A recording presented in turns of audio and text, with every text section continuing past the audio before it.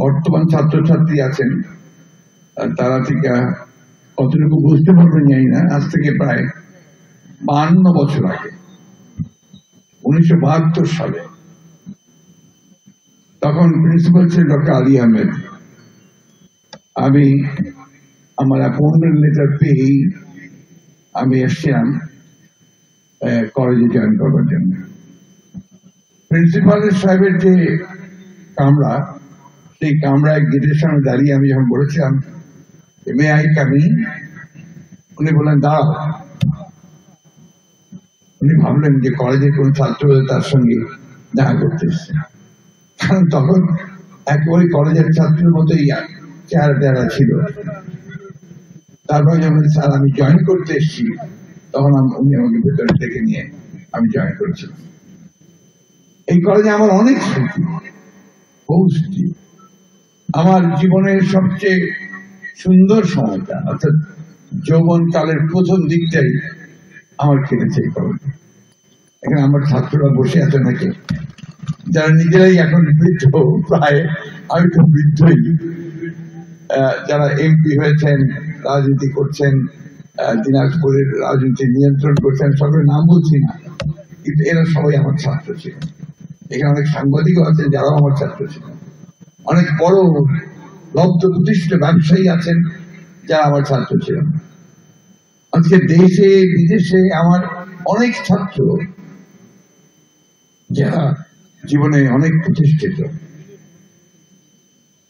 এই কলেজের এই মাঠে আমি ক্রিকেট খেলেছি ছেলেদের সঙ্গে, এই অডিটোরিয়ামে আমি নাটক করেছি। কিছুক্ষণ আগে বলছিলেন আমি মন্ত্রী হব, এক নাটক, মন্ত্রী হয়েছি।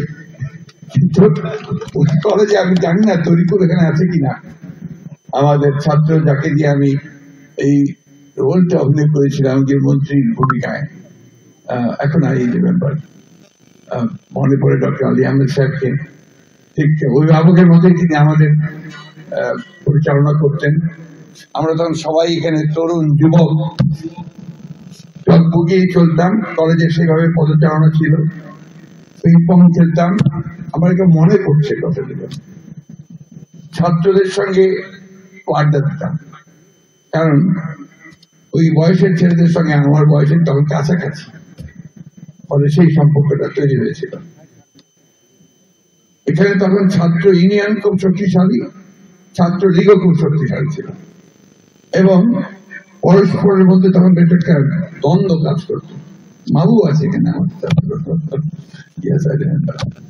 তো সবসময় যে কোনো আপনার যখন নবীন বরণ হতো অথবা আপনার নতুন সংসদের যদি অভিষেক হতো, সেখানে আবার পরস্পর মুখোমুখি দাঁড়াতো। আমরা সবাই আমাদের ইয়াং কালিগরা মিলে আমরা সেটাকে নিয়ন্ত্রণ করতাম, একটা সুন্দর অবস্থা তৈরি করেছিলাম। এটা আমি আগেও বলেছি যে আমার আসলে সবচেয়ে সুন্দর সময়টা আমার এই দিনাজপুরে এবং দিনাজপুর কলেজে কেটেছে। এই কলেজে জয়েন করার আগে আমি আমার একটা, সেটা যুদ্ধের আগে, 71 সালে যুদ্ধের আগে আমি কিছুদিন কাজ করেছিলাম কেবিএম কলেজে। আমার এখনো মনে আছে, আমাদের সেই বন্ধু এখন খুবই অসুস্থ, আমাদের প্রফেসর আমিন, তার সাইকেলের হ্যান্ডেলে বসে আমি শহর থেকে কেবিএম কলেজে গেছি।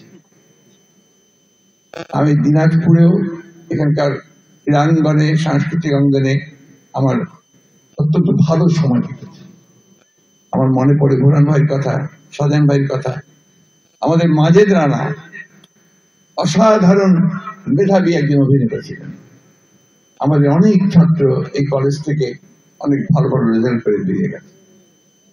সে সময়টাকে আমি মনে করি যে একটা সোনালী সময় গিয়েছে, যদিও স্বাধীনতার পরে পরে তারপরেও আমাদের কিন্তু সেই সময়ে একটা অবস্থা তৈরি হয়েছিল যখন অন্তত ক্রিয়েটিভ, সৃজনশীল কিছু পাওয়া যেত।